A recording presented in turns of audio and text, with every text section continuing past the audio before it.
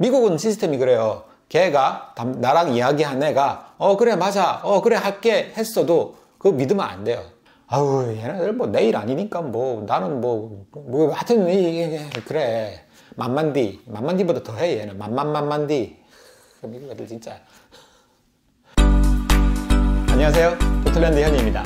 저는 포틀랜드에서 회사를 다니면서 미국에 살고 있습니다. 그래서 한국에 계시면서 지금 미국으로의 취업이나 미국에 이주를 이제 계획 중이신 분들이 많이 계시는 것 같은데, 그래서 어떻게 하면 좀 더 이렇게 수월하고 안전하게 편안하게 올 수 있는지 뭐 그런 거에 대한 이야기를 제 경험을 토대로 잠깐 말씀을 드릴게요.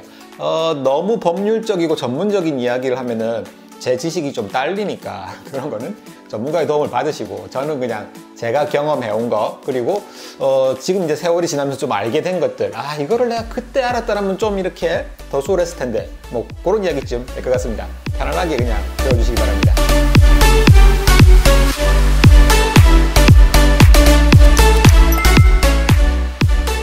자, 미국 회사에 취업을 해서 미국으로 이민을 오는 가장 안전하고 제일 좀 고생을 덜 하는 방법은 현재 지금 한국에서 글로벌 회사를 다니시는 분의 케이스일 거예요.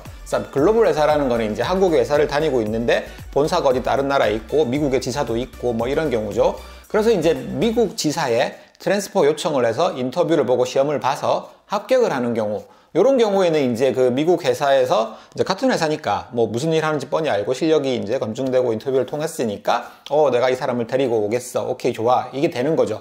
근데 그게 아니고 그냥 갑자기 한국에서 근무하고 있다가 구글, 페이스북에다가 원서를 넣는다고 해서 걔네들이 글쎄요, 그렇게 아무리 실력이 뛰어난다고 한들 그 미국에서 사람을 뽑는 게 차라리 편하지 굳이 한국에서 데리고 오려고 하지 않잖아요. 그래서 좀 어렵습니다. 그래서 이제 이 지사를 통해서 이제 인터뷰를 보시고 그래서 합격을 하시는 경우가 제일 이제 수월한 케이스예요. 이제 그런 식으로 이제 트랜스퍼가 결정이 되면은 이제 미국으로 와서 그 회사에서 근무를 하실 수가 있게 되죠. 자, 그런데 이제 이 경우에 이제 저는 지금 안 좋은 이야기, 안 좋은 케이스 이야기를 한 두 가지를 해드리려고 하는데, 자, 첫 번째 문제는 이렇게 왔을 때 비자를 가지고 와요. 처음에 그렇게 뽑자마자 영주권을 바로 주고 이렇게 딱 데리고 오는 거 아니고, 영주권은 시간이 좀 걸리거든요. 그래서 비자를 가지고 이렇게 오게 됩니다. 그럼 비자를 받아서 이렇게 와 있는 동안에 이 회사가 영주권 스폰, 그러니까 회사가 이제 그 보증을 해서 이렇게 영주권을 신청을 하게 되죠. 근데 그 기간이 이 천차만별이에요. 운 좋게 이렇게 좋은 회사가 잘 도와줬으면은 제가 본 경우 빠른 경우는 2년 반 만에 되는 경우도 봤어요. 그러니까 실제로 이 영주권을 한다라는 거는 이 회사가 해주는 게 아니라 미 정부에서 하는 거니까요. 외주를 주는 거거든요. 법률회사에. 그러면 이제 법률회사에서 쭉 절차가 있어요. 굉장히 복잡하고 긴 절차가 있어요. 이제 그게 이제 보통 이제 타임라인이 한 2년 정도를 이렇게 줘요. 이제 2년 안에 이렇게 끝나는데, 빠르면 뭐 1년 반 걸리는 경우도 있고, 그리고 또 이게 미국 오자마자 또 바로 영주권 시작하는 것도 아니에요.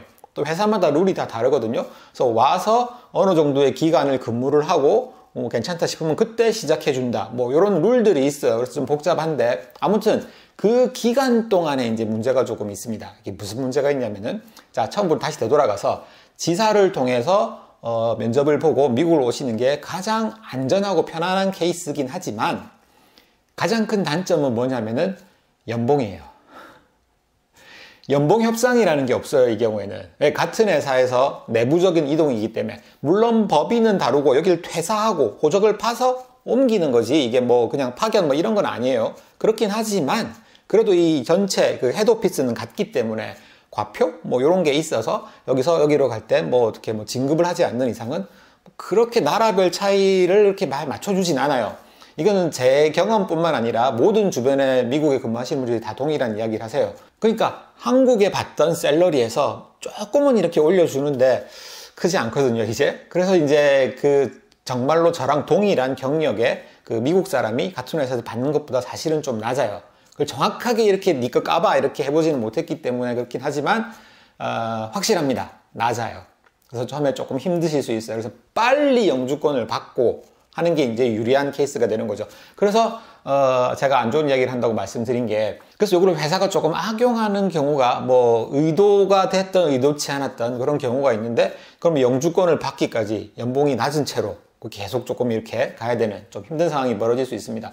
저는 이제 미국에 와서 보니까 이 회사가 영주권 스폰을 해주는 걸로 돼 있었어요. 영주권 스폰을 해주는데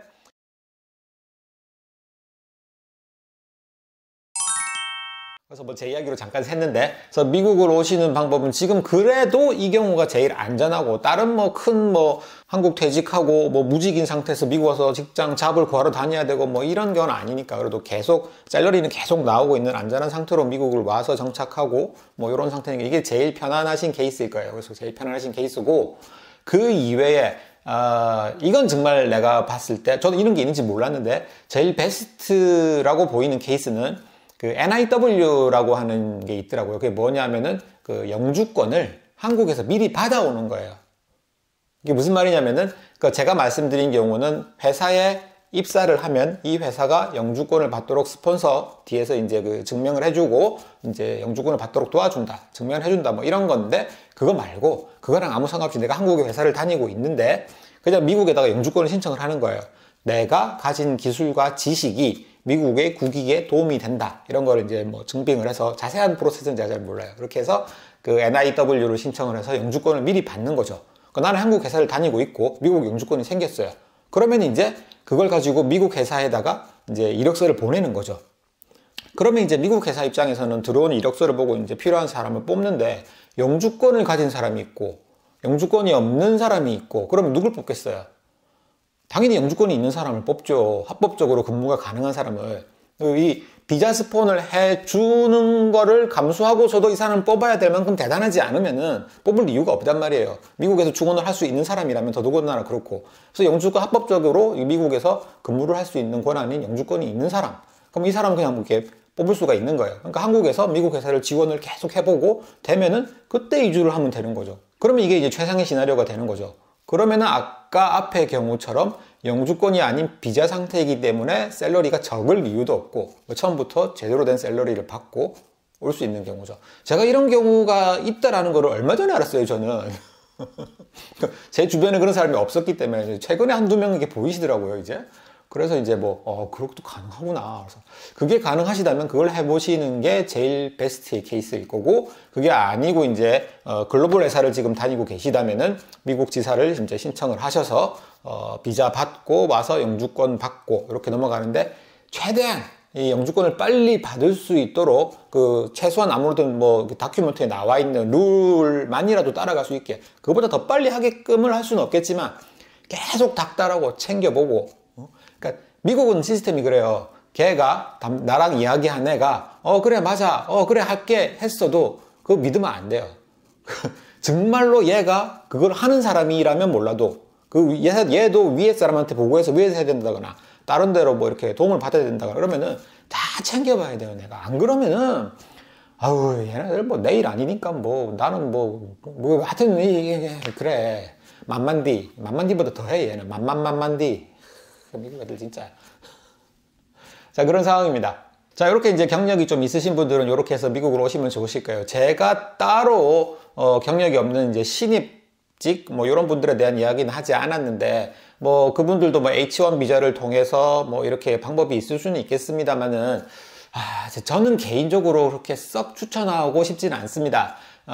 제가 왜 그러냐면은 미국에는 집을 살아야 되잖아요. 미국에 와서 살아야 되는데 그 미국 전세라는 제도가 없이 다 이제 렌트비를 내고 월세를 내고 살아야 되거든요. 그러면 이제 경력이 얼마 안 되신 분, 신입사원의 경우에 합격을 해서 온다고 하시더라도 연봉도 낮고 그 모아놓은 돈도 별로 없는 상태에서 오시게 되면은 집을 살 수가 없기 때문에 그 렌트를 사시게 될 거 아니에요. 아파트 같은데 렌트를 사시게 되면은 거의 월급 받아서 한 반 정도 렌트비 나가고, 또 그거에 또 어느 정도 또 차량 유지비에 또 들어가야 되고, 그러면 나머지 돈으로 먹고 살기 바빠요, 그냥. 그러니까 계속 정착하기가 힘들어지는 거죠.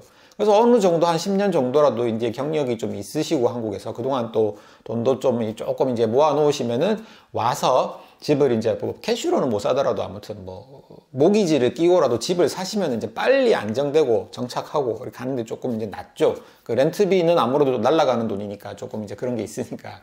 그래서 그 완전히 이렇게 맨땅에 헤딩하는 그 신입사원 분들이 이렇게 오시는 거에 대해서는 글쎄요, 저 개인적인 생각으로는 조금 그런 생각이 조금 있습니다.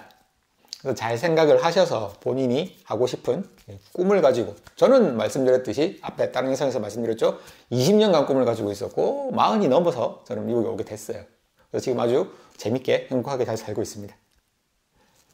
자, 오늘 뭐 요런 뭐 이야기를 좀 해봤는데 왜 갑자기 맨날 일하는 영상이나 올리다가 뜬금없이 이야기를 하냐면은 이제 요거부터 시작을 해서 지금 뭐 제가 겪은 이야기, 미국에 살면서 뭐 그런 이야기들을 조금 해보려고 해요. 이제 직장에 관련된 이야기, 제가 인터뷰 본 이야기, 제가 왜 직장을 또 옮겼는지에 대한 이야기, 지금 또 미국에서 제가 사는 인생 이런 것들을 바라보는 시각도 많이 바뀌었거든요 요즘. 그래서 그런 이야기도 좀 해보려고 하고 좀 이제 시리즈를 좀 만들어가면서 가보려고 합니다. 그래서 앞으로 또 하게 될 이야기도 좀 기대를 해 주시고, 제가 만난 소시오패스에 대한 종결편 이야기도 좀 해야 될 것 같고, 이제 그리고 산호세 이야기도 좀 아직 좀 남았고, 네, 그런 이야기 앞으로 차차 풀어나가 보도록 할게요. 자, 오늘은 여기까지 하겠습니다. 이상 포틀랜드 에서현이었습니다. 안녕히 계세요.